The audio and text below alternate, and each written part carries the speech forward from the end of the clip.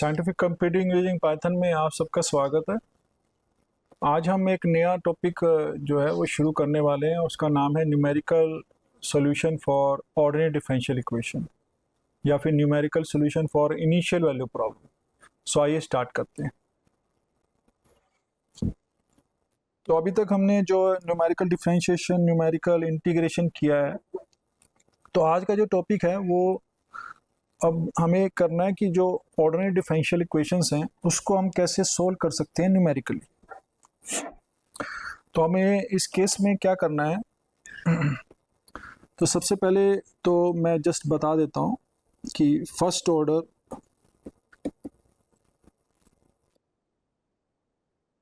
जो initial value problem, इसको हम लिखते हैं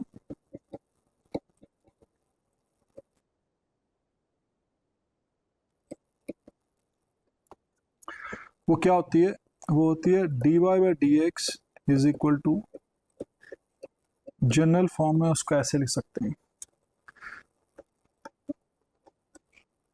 ये इनिशियल कंडीशन होती है। तो एक फर्स्ट ऑर्डर की में हम एक डिफरेंशियल इक्वेशन को इनिशियल प्रॉब्लम कहेंगे अगर हम इस फॉर्म में लिख सकते हैं। फॉर एग्जांपल आप लोगों ने देखी होगी कि हमने ऐसे इक्वेशन लिखी D by D X is equal to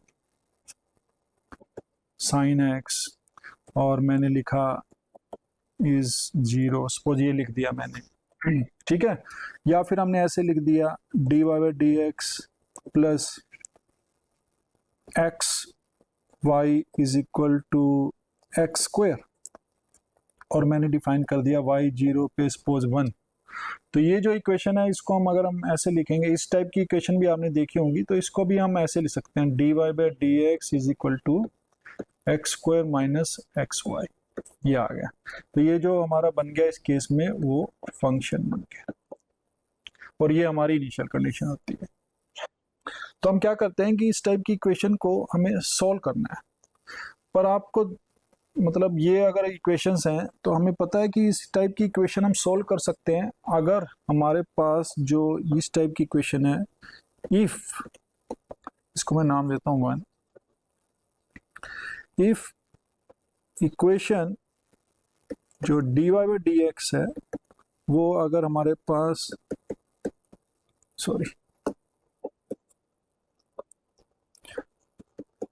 x Y में है, ये अगर है, तो अगर ये जो इक्वेशंस है लीनियर है, देन वी कैन सॉल्व। हम इसको आराम से कैलकुलेट कर देंगे। हमारे पास मेथड्स हैं बहुत सारे, वो हम यहाँ नहीं डिस्कस करेंगे। वो ऑर्डिनरी डिफरेंशियल इक्वेशंस का जो कोर्स होता है उसमें डिफाइन होता है, या +2 लेवल पे भी आपने किए होंगे। अब प्रॉब्लम ये आ रही है कि व्हाट विल हैपन अगर ये नॉन लीनियर हो जाए।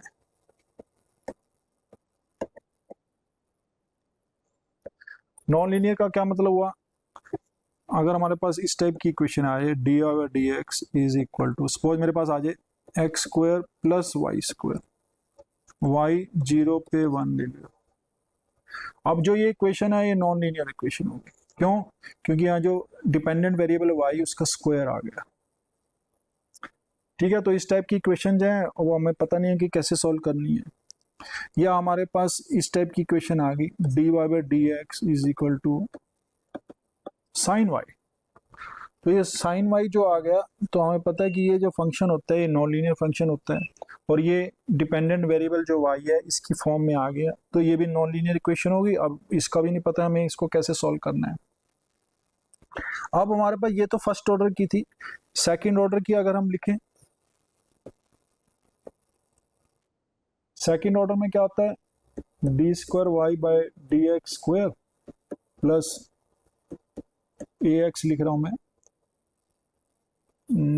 ए एक्स, चलो अभी ए एक्स की जगह चलो अभी लीनियर ही लिख रहा हूँ, तो मैं डी वाई डी एक्स लिख दिया plus B X Y is equal to F X, और यहाँ पर हमने इनिशियल कंडीशन लगा दी वाई जीरो पे मैंने सपोज ले लिया वाई जीरो और वाई डैश एट जीरो पे वाई डैश जीरो, इसको ऐसे डिफाइन कर दिया। तो ये जो है लीनियर है, ये but second order initial value problem है, इसको हम कहेंगे इनिशियल वैल्यू प्रॉब्लम जिसका ऑर्डर है सेकंड। ठीक है, तो अब second order initial value problem है, तो इसको हम क्या कर सकते हैं, कोई भी किसी भी ऑर्डर की इनिशियल वैल्यू प्रॉब्लम है उसको हम as a system of first order जो इनिशियल वैल्यू प्रॉब्लम है उसमें कन्वर्ट कर सकते हैं हमेशा। वो कैसे करेंगे, तो ये देखिए इसको मैं क्या कर रहा हूँ, लेट जो y हमारा है उसको मैं कोई एक नया नाम देता हूँ y1। ठीक है, और फिर मैं क्या करता हूँ, y1 डैश ले लेता हूँ, उसको मैं नाम देता हूँ y2। अब y2 डैश अगर हम लें तो क्या आएगा, तो देखो ये y1 डैश का मतलब क्या हुआ, y डैश, क्योंकि ये, और वो हमने मान लिया y2, और y2 डैश का मतलब क्या हुआ, y2 यहाँ है तो y2 डैश का मतलब y डबल डैश। ठीक है ना, इसका मतलब क्या है y डबल डैश, तो इसका मतलब y2 डैश क्या आना चाहिए, अगर y2 डैश देखें हम तो ये जो है क्वांटिटी, इसको छोड़ के सारी चीजें मैं इधर ले जाऊंगा तो ये बन जाएंगी माइनस ए एक्स। अब डी बाई डी एक्स क्या है, डेरिवेटिव का y1, ठीक है ना, प्लस ये sorry y2 plus B X, sorry y minus sign आ जाएगा, y2 minus B X y1 plus F X, ये बन जाएगा। क्यों, क्योंकि y1 डैश क्या है, ये y1 डैश होगा ना, ये y2 है, y क्या है y1, तो y1 आ गया प्लस एफ एक्स।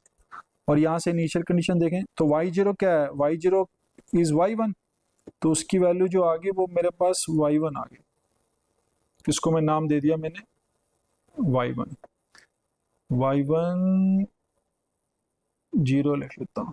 ठीक है, अब y डैश क्या हुआ y2, तो ये आ गया y2 0 पे, और ये आ गया y2, तो ये हमारी जो है इनिशियल कंडीशन बन गई। तो हमारे पास जो सिस्टम जो सेकंड ऑर्डर की इनिशियल वैल्यू प्रॉब्लम थी उसको मैंने कन्वर्ट करके इस फॉर्म में बना दिया। तो अब मैं इसको ऐसे लिख सकता हूँ y1 y2 dash is equal to, इसको मैट्रिक्स फॉर्म में हम लिख सकते हैं जहाँ पर y1 y2 जो है वो अननोन्स है, और अगर देखा जाए तो ये 0 1, और यहाँ पर ये आ जाएगा माइनस बी एक्स माइनस ए एक्स प्लस 0 एफ एक्स।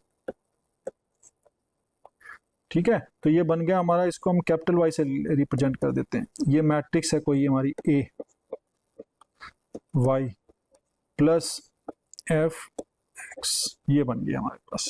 तो ये सिस्टम ऑफ इक्वेशन बन गई फर्स्ट ऑर्डर, और y जो 0 है वो क्या होगा, वो हमारा आ गया y1 0 y2 0।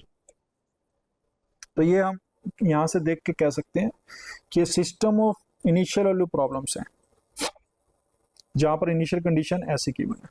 तो ऐसे ही हम थर्ड ऑर्डर की, फोर्थ ऑर्डर की, फिफ्थ डिग्री की, सिक्स डिग्री की जो ऑर्डर की जो डिफरेंशियल इक्वेशन है उनको सबको कन्वर्ट करते जाएंगे, और ऐसे हमारे पास सिस्टम ऑफ इक्वेशन बनती जाएंगे।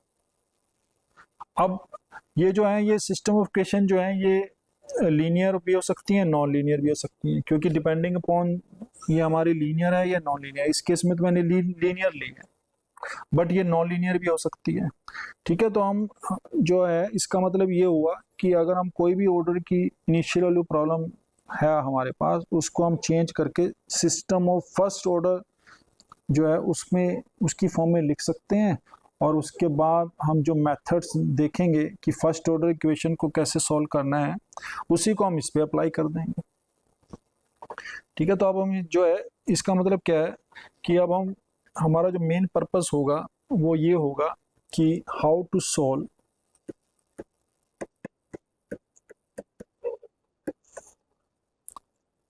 dy by dx is equal to F X Y. ये इसको सॉल्व करना। अगर मैं इसको सॉल्व कर देता हूं तो ये भी सॉल्व हो जाएंगे। ठीक है, तो इस वे से तो हमारा जो मेन पर्पस होगा इस कोर्स, इस जो टॉपिक्स में, वो होगा कि इसको कैसे सॉल्व किया जाए। तो अगर लीनियर है तब तो ठीक है, बहुत मतलब हम उसको सॉल्व कर सकते हैं। बट अगर ये नॉन लीनियर नहीं, नॉन लीनियर है, तो हम हो सकता है कि हम सॉल्व कर पाएँ, सॉल्व ना कर पाएँ। तो हमें कुछ ऐसे मेथड्स निकालने हैं जिसकी बेस पे हम इसको सॉल्व कर पाएँ। तो एक जो मेथड्स जो हमने ऑलरेडी, हमें पता है कि हम इसको एक सक्सेसिव अप्रोक्सीमेशन के हिसाब से कर सकते हैं। तो पहला जो एक मेथड होता है, वो जो मेथड है उसको हम कहते हैं मेथड ऑफ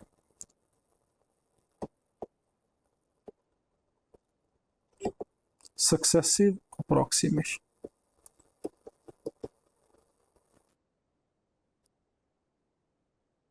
और इसको हम नाम देते हैं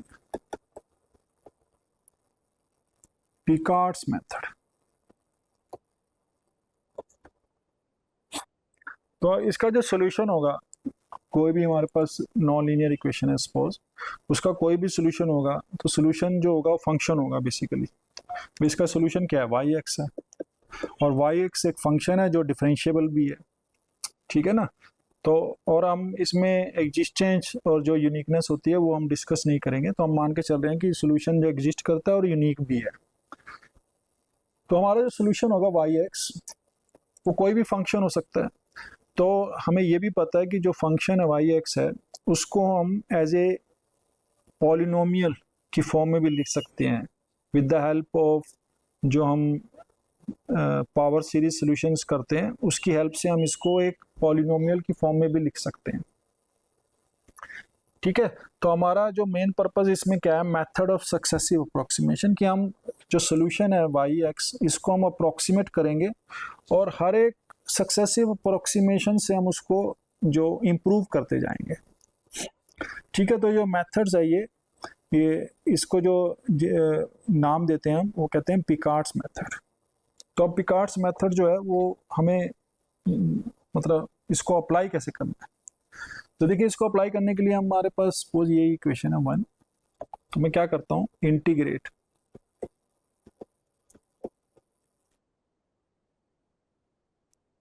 कर सकते हैं हम। तो मैंने इंटीग्रेट किया, D Y D X with respect to X कर दिया। ठीक है, is equal to F X Y with respect to X, integrate कर दिया। अब इंटीग्रेट हमें कहाँ से कहाँ करना है, तो स्टार्टिंग पॉइंट क्या है, x0, और इसका जो सोल्यूशन आएगा वो क्या आना चाहिए, x की फॉर्म में आना चाहिए। तो इसका मतलब x तक जाना पड़ेगा हमें, ये आ गया। तो अब हम इसको इंटीग्रेशन कर सकते हैं।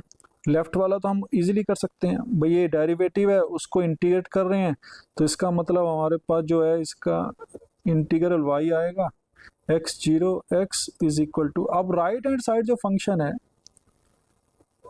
वो हमें पता नहीं है कि क्या है, वो नॉन लीनियर भी हो सकता है, ठीक है, कॉम्प्लिकेटेड फंक्शन भी हो सकता है। तो हमें नहीं पता कि उसको कैसे सॉल्व करना है, इंटीग्रेशन कैसे लेना है। अगर ये फंक्शन ऑफ एक्स होता तब तो ठीक था। अगर ये फंक्शन सपोज मेरे पास, मैं एफ एक्स वाई जो है इसको एक्स वाई ले लूँ, सपोज ये ले लेता हूँ, तब हम इसको इंटीग्रेट करेंगे अगर एक्स जीरो से एक्स, तो ये आ जाएगा X Y D X. But Y तो है वो हमें पता ही नहीं है, वो तो अननोन है, वाई इज तो सोल्यूशन है इसका। ठीक है, तो हम इसको ऐसे लिख सकेंगे, तो ये इक्वेशन बन जाएगी Y of X minus Y of X zero, वो हमारे पास इनिशियल कंडीशन है, तो उसको हम राइट साइड में ले जाएंगे, तो ये आ जाएगी Y zero plus X zero से एक्स, ये बन गया। अब इसका फार्मूला जो बन गया हमारा, इसको हमने यूज करना है to find out approximate solution. अब कैसे करें इसको, देखिए वाई एक्स का एक अप्रोक्सीमेट सोल्यूशन हमें पता है, वो है वाई जीरो। ठीक है, चाहे वो एक पॉइंट इनिशियल पॉइंट पे गिवन होता है, बट हमें y का जो इनिशियल एक सोल्यूशन है वो i0 हमें पता है।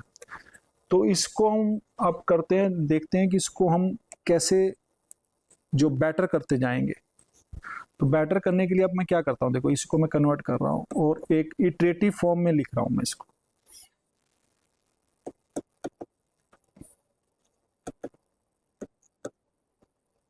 ये ठीक है, तो इसको हम क्या करेंगे, एक इटरेटिव फॉर्म में लिखूंगा। और इटरेटिव फॉर्म क्या होगी मेरी, मैं देखो ऐसे कर रहा हूँ, y x, अब मेरा y0 तो गिवन है, x0 से x भी गिवन है, x, और मैं ये लिख रहा हूँ yn-1 dx, ठीक है। और यहां पर मैं आ रहा हूं इसको n, ये लिख दिया।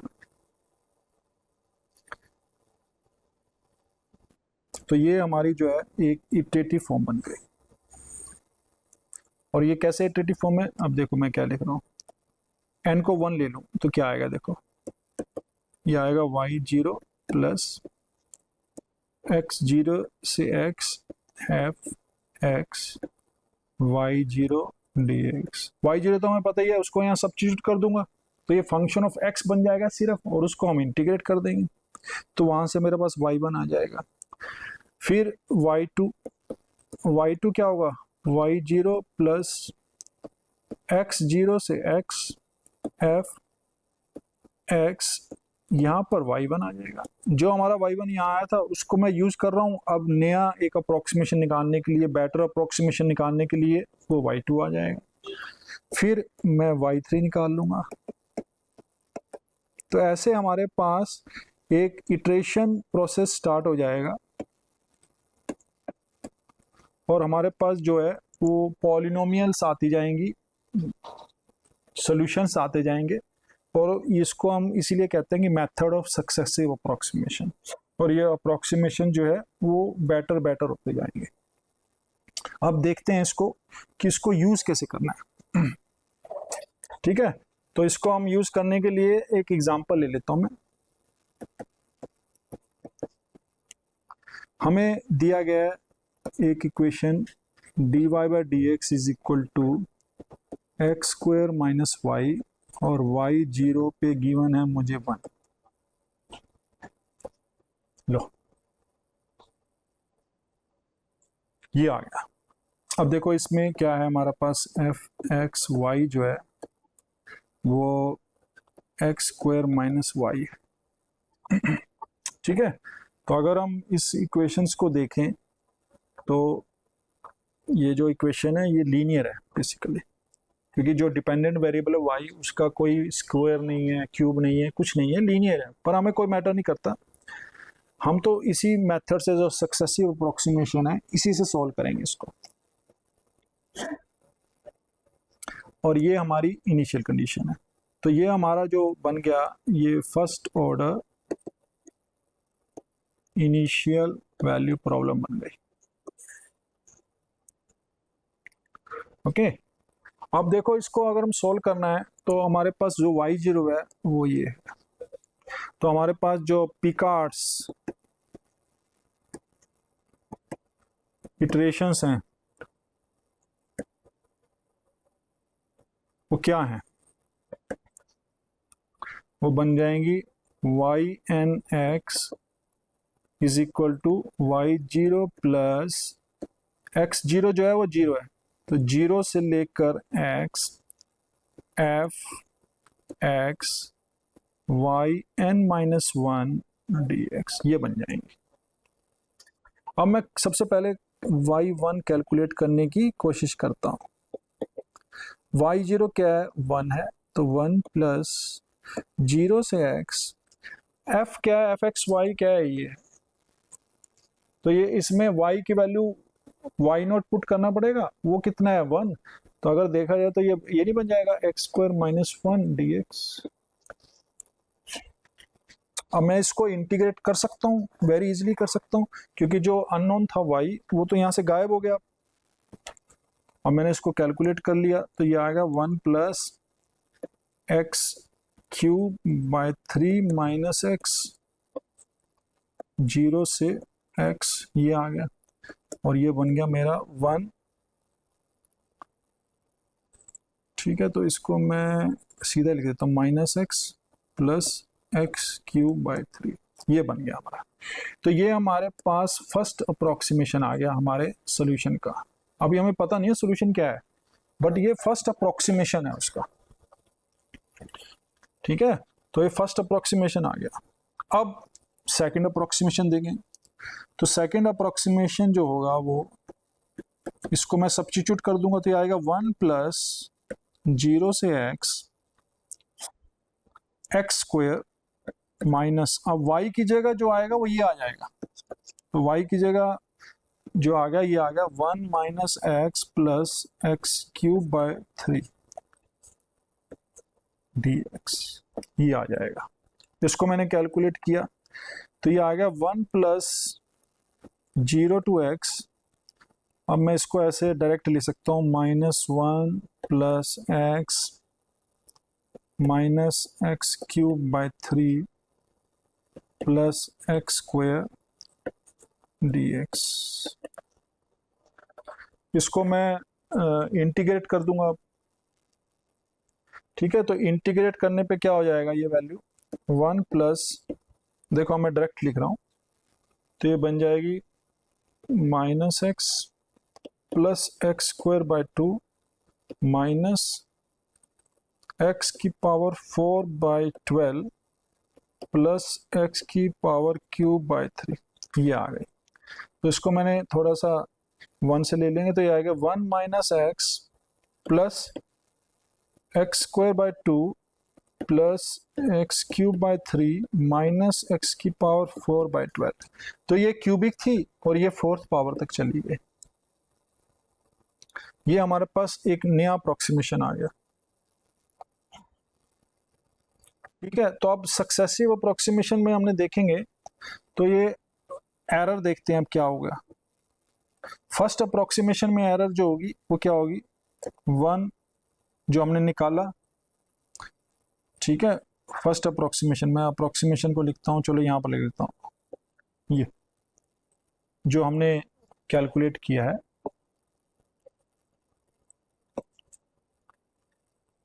तो एरर क्या होगी, एरर जो होगी, पहला जो हम ले रहे हैं अप्रोक्सीमेशन वो ये आया है, दूसरा जो अप्रोक्सीमेशन है वो ये आया है। ठीक है, तो अगर मैं इसको कैलकुलेट करना चाहूँ तो जो हमारे पास जो एरर आ जाएगी वो क्या आएगी,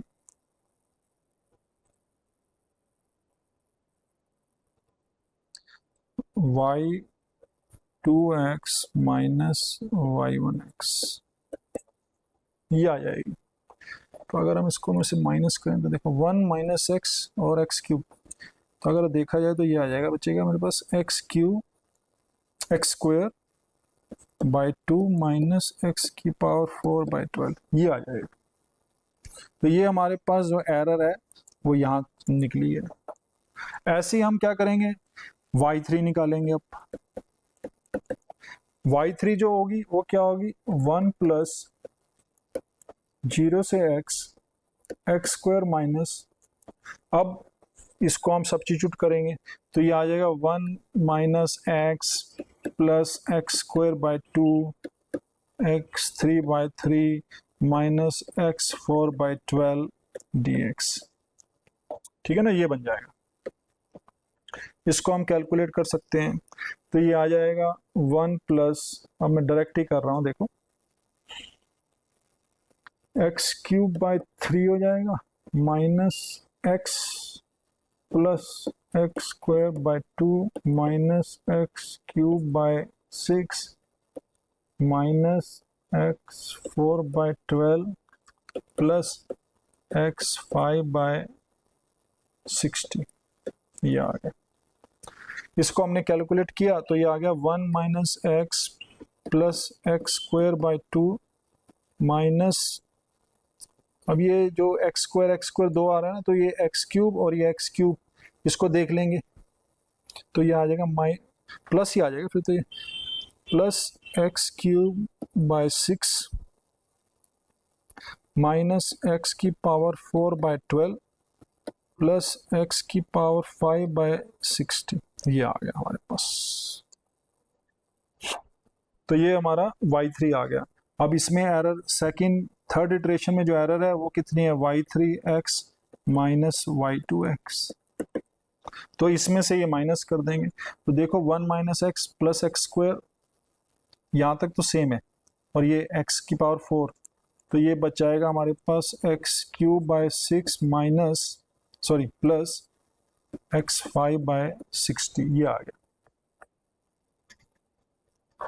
ठीक है, तो y3 माइनस y2 करेंगे तो हमारे पास ये वैल्यूज आ जाएंगे। तो ऐसे ही हम एरर्स को फाइंड आउट करते रहेंगे और जो हमारा अप्रोक्सीमेशन है वो आता जाएगा। तो अगर हम देखें तो हमारा जो सॉल्यूशंस है, अगर हम लिखते जाएं और इसी इक्वेशन को अगर हम डायरेक्ट सोल्व करें, तो अगर देखा जाए तो ये इक्वेशन जो है हमारी क्या थी, dy/dx plus Y is equal to X square और y0 इज 1, ये इक्वेशन है बेसिकली। तो इसको हम बहुत इजीली सॉल्व कर सकते हैं क्योंकि लीनियर थी। इंटीग्रेटिंग फैक्टर ले लेंगे हम, ठीक है ना। तो इंटीग्रेटिंग फैक्टर जो है इसका e की पावर x है, क्योंकि इसका कोफिशिएंट जो है वो 1 है, तो e की पावर x जो है इसका इंटीग्रेटिंग फैक्टर है। तो अगर हम इसको सोल्व करें तो हमारे पास जो सोल्यूशन आ रहा है yx जो आएगा वो आ जाएगा x square minus 2x plus 3 minus 2 e की पावर माइनस x, ये आ जाएगा। तो ये इसका एग्जैक्ट सॉल्यूशन है। और ये जो एग्जैक्ट सॉल्यूशन था और ये इसके अप्रोक्सीमेशन सॉल्यूशन है, y1 y2 y3, तो ये जो सब सॉल्यूशंस आ रहे हैं वो अप्रोक्सीमेट सॉल्यूशन है, ठीक है ना। तो ये जो वैल्यूज हैं ये हमें देखेंगे हम कि जो ये जो पॉलिनोमियल सॉल्यूशन जो आ रहे हैं, जो सक्सेसिव सॉल्यूशन आ रहे हैं, they will converge to this exact solution. Picard's जो है वो ऐसे ही कन्वर्ज करता है, ठीक है। तो ये जो हमने मेथड कर दिया है, ये मेथड एक मतलब theoretical type analytical type method है जो हम सक्सेसिव अप्रोक्सीमेशन की हेल्प से करते रहते हैं, ठीक है। तो ये एक मेथड हो गया। अब हम क्या कर रहे हैं इसमें, देखो कि इसमें हमें जो सॉल्यूशन मिल रहे हैं वो एनालिटिकल सॉल्यूशन है, ठीक है। एक पॉलिनोमियल्स मिल रही हैं हमें इस केस में। बट अब हमारा जो मेन नेक्स्ट काम है वो ये है कि जो हमने पीछे डेरिवेटिव्स जो न्यूमेरिकल डेरिवेटिव लिए थे उसका हम यूज करके इसको कैलकुलेट करना चाहते हैं। तो हमारा हमारा जो मेन पर्पस होता है इसमें, तो यहाँ तक तो हमारा हो गया। अब हमारा नेक्स्ट जो है वो है न्यूमेरिकल सॉल्यूशन।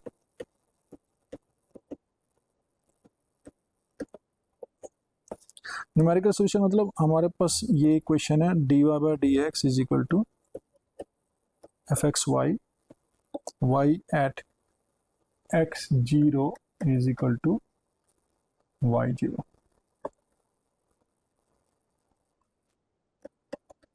ये हमें सॉल्व करना है। अब देखिए अगर आप सॉल्यूशंस को देखें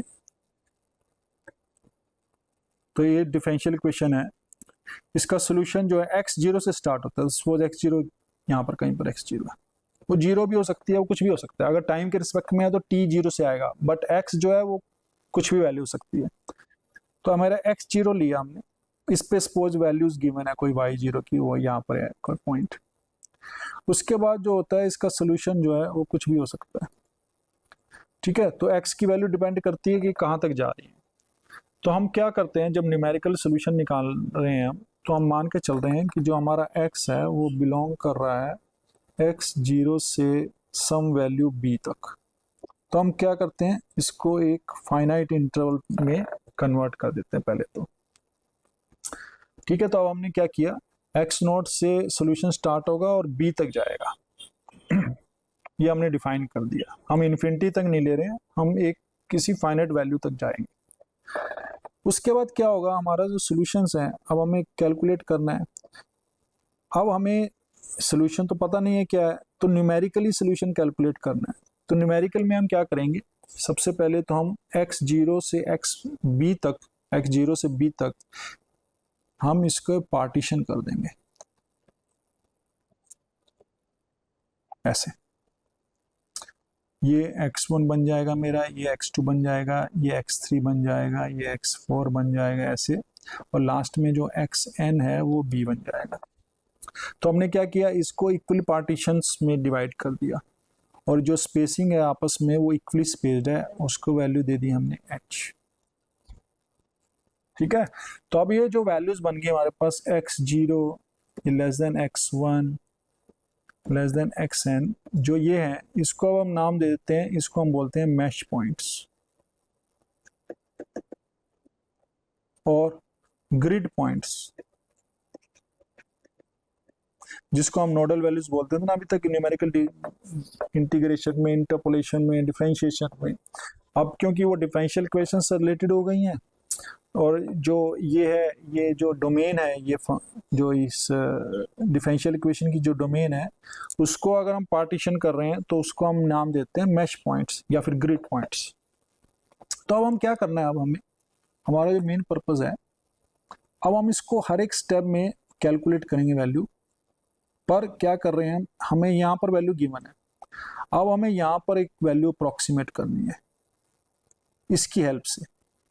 फिर हम यहाँ पर अप्रोक्सीमेट करेंगे वैल्यू इसकी हेल्प से, फिर हम यहाँ पर कैलकुलेट करेंगे, वो कुछ भी वैल्यू हो सकती है, हमें नहीं पता क्या है।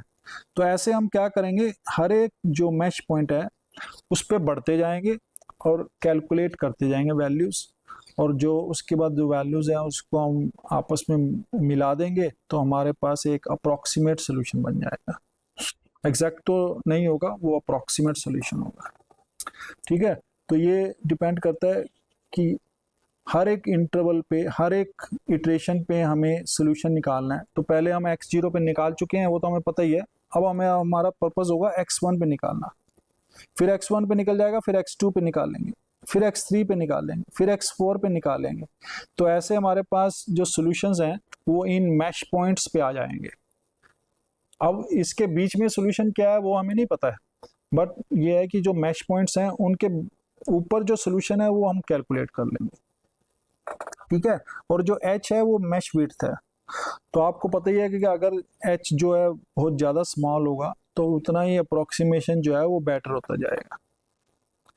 ठीक है, तो इसमें जो हम करते हैं तो इसको हम कहते हैं न्यूमेरिकल जो सॉल्यूशन है।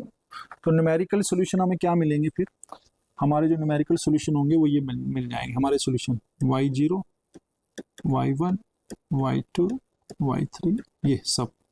ठीक है, तो इसको हम कहते हैं न्यूमेरिकल सॉल्यूशन।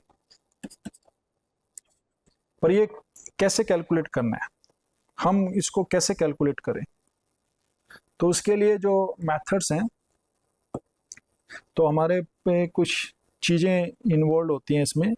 तो एक कंसेप्ट होता है, उसको हम बोलते हैं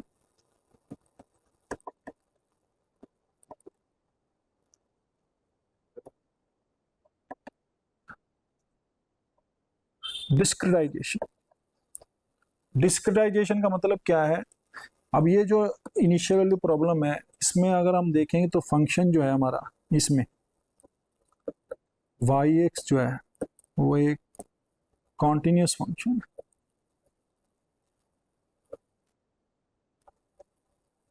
बट जो हमारा यहाँ पर सॉल्यूशन मिल रहा है वो डिस्क्रीट मिल रहा है।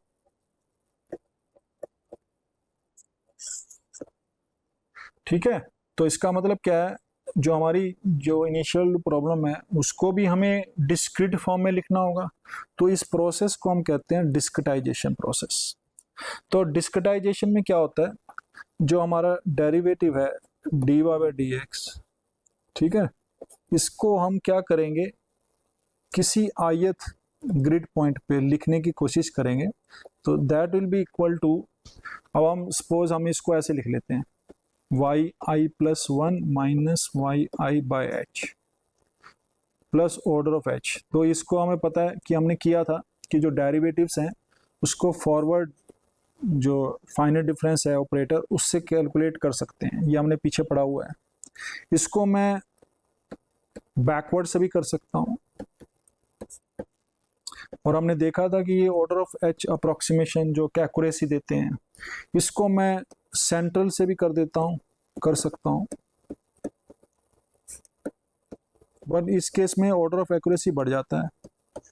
ठीक है, तो हमने जो है हमने जब पीछे किए हैं डेरिवेटिव्स के न्यूमेरिकल डिफरेंशिएशन, तो उसकी हेल्प से हम डेरिवेटिव्स फाइंड आउट कर सकते हैं। और ये जो डेरिवेटिव है, ये डेरिवेटिव की वैल्यू है ith पॉइंट पे, ठीक है, और ये जो है हमारा फाइनाइट डिफरेंस से हमने डेरिवेटिव को अप्रोक्सीमेट किया है, वही वैल्यू है। ये भी फाइनाइट डिफरेंस है, ये भी फाइनाइट डिफरेंस, ये भी फाइनाइट डिफरेंस। ठीक है, तो हम क्या करेंगे, जो हमारी इक्वेशन थी dy dx उसको मैं डिस्क्रिटाइज कर दूंगा with the help of this, इस डेरिवेटिव ले लिया।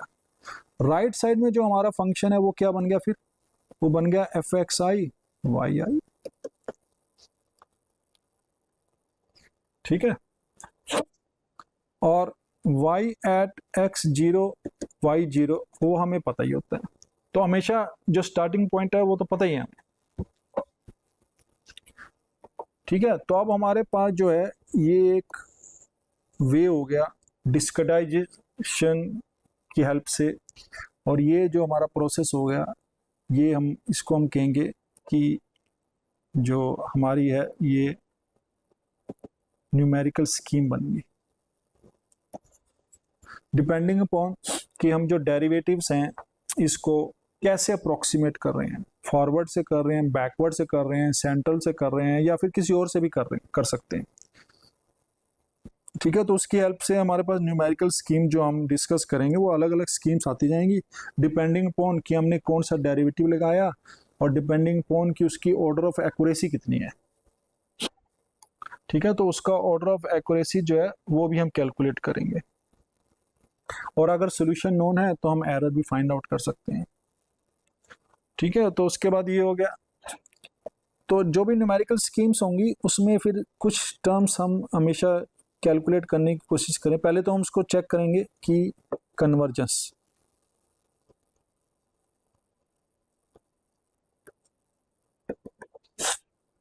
तो कन्वर्जेंस का मतलब क्या है कि जो हमारा डिस्क्रीट सोल्यूशन है वो कन्वर्ज करना चाहिए एग्जैक्ट सोल्यूशन को, क्योंकि डिस्क्रीट सोल्यूशन तो हमारा ये आ रहा है, हमने y0 y1 y2 निकाल दिए एक h लेके, फिर हमने h को रिड्यूस कर दिया स्पोर, फिर हमारे नए आ गए, फिर और कम कर दिया, फिर न्यू आ गए। तो हमारा जो सोल्यूशन है ये एग्जैक्ट सोल्यूशन की तरफ जा रहा है कि नहीं जा रहा है, इसको हम कहते हैं कन्वर्जेंस। और नेक्स्ट चीज होती है स्टेबिलिटी।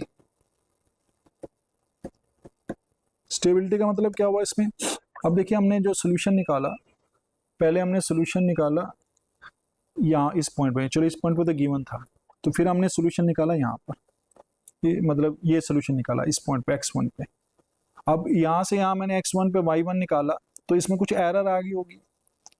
ठीक है, हो सकता है एग्जैक्ट भी हो सकता है एरर आ गई हो, इसको यूज करके फिर मैंने ये वैल्यू निकाली, तो उसमें जो है अगर y1 में एरर थी तो y2 में भी एरर हो जाएगी, ठीक है, y3 में भी एरर हो जाएगी। तो एरर जो है ऐसे जो हमारे स्टेप्स हैं उसमें इन्वॉल्व हुई, तो एरर जो है वो नेक्स्ट स्टेप में भी इन्वॉल्व हो जाएगी। तो स्टेबिलिटी का मतलब है कि ऐसा ना हो कि जो एरर है बहुत तेजी से ग्रो करे और वो जो सोल्यूशन है वो अनबाउंडेड हो जाए। तो स्टेबिलिटी का मतलब ये है कि जो एरर हमारी है वो बाउंडेड रहे।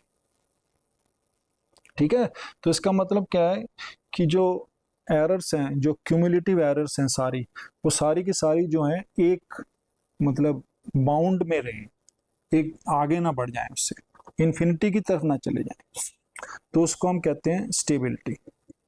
तो जो क्यूमुलेटिव हम कह सकते हैं कि cumulative effect of all errors जो है वो जो है मतलब बाउंडेड होने चाहिए। अनबाउंडेड ना हो, इंडिपेंडेंट कि हमारा जो एच है वो क्या है, बाउंडेड होना चाहिए, इंडिपेंडेंट ऑफ एच। कि एच हम जो है 0.1 लें या 0.01 लें या 0.001 लें, क्योंकि हम कम करते जाएंगे डेफिनेटली। तो अगर हम उसको कम कर रहे हैं तो जो क्यूमुलेटिव जो इफेक्ट है एरर्स का वो एक बाउंड में ही रहे, अनबाउंडेड ना हो जाए। तो ये कंडीशन को हम कहते हैं स्टेबिलिटी। तो हमारे पास तीन चीजें आती हैं, एक तो डिस्क्रेटाइजेशन, एक कन्वर्जेंस और एक स्टेबिलिटी। तो ये तीनों का हम ध्यान रखते हैं। तो डिस्क्रेटाइजेशन एरर भी होती है एक, क्योंकि हमने कंटिन्यू से हमने डिस्क्रीट बना दिया तो एक एरर इन्वॉल्व आती है, उसको हम कहते हैं डिस्क्रेटाइजेशन एरर। और कन्वर्जेंस और स्टेबिलिटी तो है ही हमारे पास। ठीक है, तो अब हमें मेन पर्पस होता है कि हम इसको कैसे कैलकुलेट करें।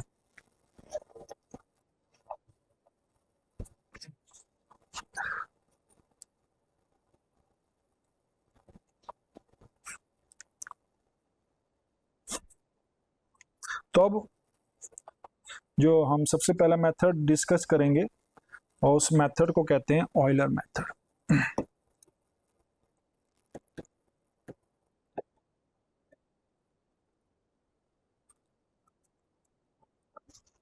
ऑयलर मेथड, तो ऑयलर मेथड क्या करता है, अब हमारे पास जो फंक्शंस हैं वो इक्वेशन है जो dy by dx is equal to y at x0 is y0। ठीक है, अब हमने इक्वेशन लिया x में, बट कुछ इक्वेशन ऐसे भी होती हैं dy by dt t की फॉर्म में, टाइम की फॉर्म में, तो उसमें हम जीरो से लेते हैं बेसिकली, क्योंकि टाइम जो है जहां से भी हमने स्टार्ट किया उसको हम जीरो मान लेते हैं। तो ये, और कई जगह ऐसी भी गिवन होंगी dx by dt,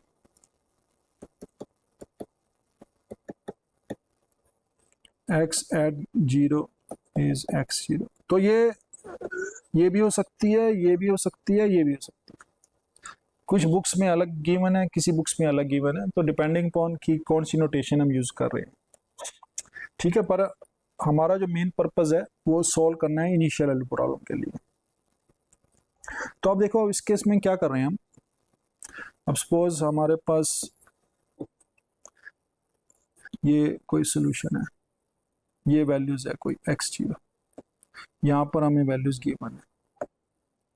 तो अगर हम देखें थोड़ा सा मैथमेटिकली, अगर हम देखें तो हमारे पास ये इक्वेशन है dy by dx is equal to F X Y.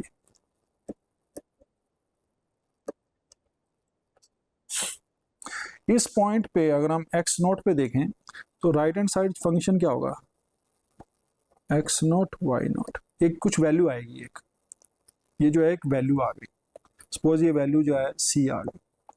अगर मैं लिखूं कि dy by dx is C at x is equal to X naught, क्योंकि एक्स नोट पे ले रहे हैं ना, और ये dy by dc क्या है, ये स्लोप है, slope of the derivative at the point x note, उसकी वैल्यू जो है वो c है। तो यहाँ से हमें पता चल जाएगा कि यहाँ पर जो सोल्यूशन है उसका जो डेरिवेटिव है उसका जो स्लोप है वो कितना है। तो अगर स्लोप सपोज 1 आ रहा है तो ऐसे जाएगा, अगर स्लोप -1 आ रहा है तो ऐसे जाएगा, ठीक है, स्लोप 5 आ रहा है तो ऐसे जाएगा। तो डिपेंडिंग अपॉन कि हमारे जो सी की वैल्यू क्या है, हमारा जो सॉल्यूशंस यहाँ पर स्लोप होगा वो बताएगा हमें कि हमें किस डायरेक्शन में जाना है। ठीक है, तो सी पे ऊपर डिपेंड कर गया। तो सपोज हमारा सोल्यूशन, हमारा सी जो भी था, तो सपोज ये भी था या ये था, तो हम क्या करेंगे, यहाँ पर हम पहुंच जाएंगे, तो इस डायरेक्शन में हम जाएंगे। फिर उसके बाद हम क्या करेंगे, नेक्स्ट पॉइंट फाइंड आउट करेंगे। तो अब देखिए हम क्या कर रहे हैं, ऑयलर मेथड में क्या कर रहे हैं, जो हमारा डेरिवेटिव है तो उसको मैं क्या कर रहा हूँ, फॉरवर्ड से अप्रोक्सीमेट कर रहा हूँ। तो मैंने dy बाई डी एक्स जो है इसको मैंने लिख दिया Y I plus one minus Y I by H. H जो होगा वो बेसिकली डी एक्स है। तो हमारे पास जो इक्वेशन बन गई वो बन गई Y I plus one minus Y I by H is equal to, right hand side जो है वो तो इन वैल्यू पुट कर दी हमने, ठीक है, और y at X zero Y zero हमें गिवन ही है। तो यहाँ से हमारा पास अगर देखा जाए तो ये वाई आई प्लस वन क्या बन गया, ये बन गया Y I plus H F X I Y आई। तो ये हमारे पास एक स्कीम बन गई और इसको हम कहते हैं ऑयलर मेथड। ठीक है, ऑयलर मेथड है। अब ये ऑयलर मेथड जो है, अब देखिए डेरिवेटिव को हमने इससे अप्रोक्सीमेट किया तो हमें पता ना ये it is of order H. तो ये जो मेथड होगा ये हम कहेंगे कि इसकी ऑर्डर ऑफ एक्यूरेसी एच है। अब देखिए इसमें मैं कैसे कैलकुलेट करूंगा। अब क्या कर रहे हैं हम, यहाँ से अगर देखा जाए तो हमने क्या किया, ये क्या है, ये फंक्शन का जो स्लोप था उसको हमने एक जो कोड है, ठीक है, उस कोड के स्लोप के इक्वल कर दिया,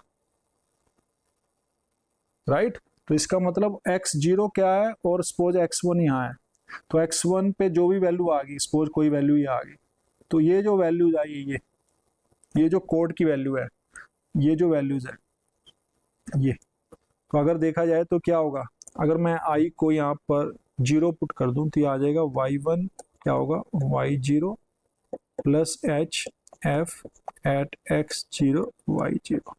तो यहाँ से क्या आ गया, ये Y one minus Y not by H is equal to F X not Y not. तो F X not Y not पे जो वैल्यूज आएगी उसको हमने उसी डायरेक्शन में जाएंगे और यहाँ पर पहुंच गए और इसको हम वैल्यू दे देंगे, नाम दे देंगे, अगर ये है तो इसको हम दे देंगे वाई वन। तो ये था हमारा वाई जीरो। ठीक है, तो अगर हम देखें तो टेंजेंट बन गया ना हमारे पास, एक राइट एंगल ट्रायंगल बन गई, और इसमें अगर ये स्लोप देखेंगे तो this minus this by H, तो ये बन जाएगा और वो इक्वल टू दिस है। तो ये हमारे पास डिपेंड करता है कि स्लोप जो है इनिशियली हम किस डायरेक्शन में जा रहे हैं, तो हमारे पास सोल्यूशन का एक नेक्स्ट पॉइंट मिल जाएगा। अब y2 कैलकुलेट करेंगे, वो क्या होगा y1 plus H F O X not O sorry X one Y one. तो ये क्या बन गया हमारे पास y2 minus Y one by H F at X one Y one. अब जो हमारे पास वैल्यूज आई एक्स वन वाई वन की वैल्यू जो आई, ये इसको अब हम फंक्शन में सब्स्टिट्यूट करेंगे। तो अब वहां से पुट करके हमें पता चलेगा कि स्लोप हमें किस डायरेक्शन में जाना है। तो सपोज यहाँ पर वैल्यू जो आई ये इस डायरेक्शन में जा रही है या थोड़ा ऊपर जा रही है, तो हम क्या करेंगे ऐसे चलेंगे, तो यहाँ तक गए, ये हमारा जो हुआ सपोज x2 है, तो यहाँ पर क्या आ गई y2 की वैल्यू फाइंड आउट हो गई हमारे पास। ठीक है, क्यों, क्योंकि एक राइट एंगल ट्रायंगल यहाँ बन जाएगा। तो y2 minus Y one by H, तो ये आ गया स्लोप, और उस स्लोप जो है इसके इक्वल कर दिया हमने।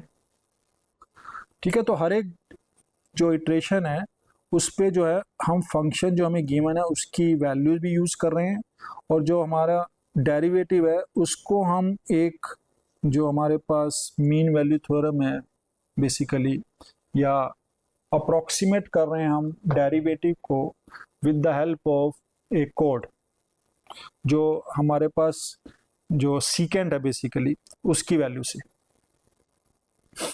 ठीक है, तो हमारे पास ऐसे हम फॉरवर्ड के हिसाब से हम करते जा रहे हैं और हमारा जो है सोल्यूशन मिलता जाएगा। तो हम ऐसे चलते जाएंगे और हमारे पास जो सॉल्यूशंस हैं वो आते रहेंगे। तो हम हम इसकी हेल्प से हम इसको कैलकुलेट कर लेंगे। और ये देखिए हम इसको क्या कर रहे हैं, इसमें अगर हम ये कोड देखें तो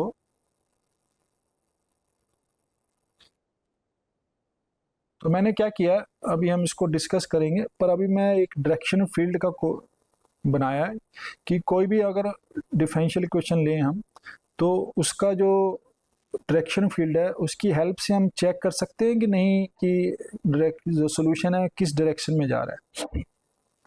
तो सपोज मैंने यहाँ पर इक्वेशन ली है dy by D X is equal to X square plus Y square minus 1। ठीक है, तो हमने ये जो है डिफरेंशियल इक्वेशन ली और इसका मैंने डायरेक्शन फील्ड कैलकुलेट करने की कोशिश की, तो इसको हमने प्लॉट किया तो ये आ गया, ये देखिए डायरेक्शन फील्ड आ गया X square plus Y square minus 1। तो यहाँ से हमें पता चल जाएगा कि हमारा जो इनिशियल पॉइंट है वो कहाँ है। सपोज यहाँ पर इनिशियल पॉइंट हमारा, अच्छा ये इस पर नहीं चलेगा वो,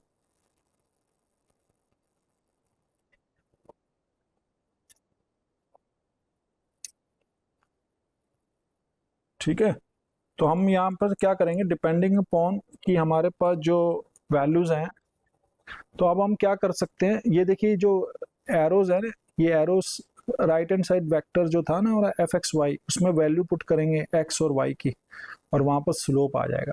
तो आप देखिए यहाँ पर स्लोप कैसे चेंज हो रहे हैं। तो अगर हमारा इनिशियल कंडीशन यहाँ पर हो तो हमारा सोल्यूशन ऐसे जाएगा, अगर हमारा इनिशियल कंडीशन यहाँ पर हो तो ऐसे जाएगा, अगर हमारा इनिशियल कंडीशन यहाँ पर हो तो ऐसे जाएगा।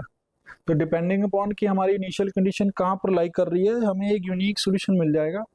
और जो स्लोप की वैल्यू ले रहे हैं वो हम फंक्शन के हेल्प से ले रहे हैं, तो राइट हैंड साइड जो फंक्शन है उसकी हेल्प से ले लिया हमने और हमें स्लोप वैल्यूज मिल गई। तो इसके हिसाब से हमें अप्रोक्सीमेट कर लेते हैं, तो हमें एक बिहेवियर मिल जाएगा यहाँ से डायरेक्शन फील्ड से कि जो सोल्यूशन होगा इस डिफरेंशियल इक्वेशन का वो कैसा बिहेव करेगा। ठीक है, तो विदाउट नोइंग द सोल्यूशन हम क्या कर रहे हैं कि हमें सोल्यूशन नहीं पता है पर हम उसका बिहेवियर चेक कर सकते हैं डायरेक्शन फील्ड कैलकुलेट करके, फिर हम उसके ऊपर मेथड लगा देंगे अपने और हम उसको सॉल्व कर लेंगे। ठीक है, तो आज हमने जो किया कि एक फर्स्ट ऑर्डर जो इनिशियल प्रॉब्लम है उसको हम कैसे उसका सोल्यूशन अप्रॉक्सीमेट कर सकते हैं। तो हमने पहले पिकार्ड्स मेथड से किया और उसके बाद हमने फिर ऑयलर मेथड जो है वो जस्ट स्टार्ट किया और डायरेक्शन फील्ड की जो है उससे पता चल गया कि जो सोल्यूशन है वो कैसे बिहेव करेगा। तो आई होप कि आपको ये जो लेक्चर है वो समझ आया होगा और इस जो लेक्चर है उसको देखने के लिए धन्यवाद। नमस्कार।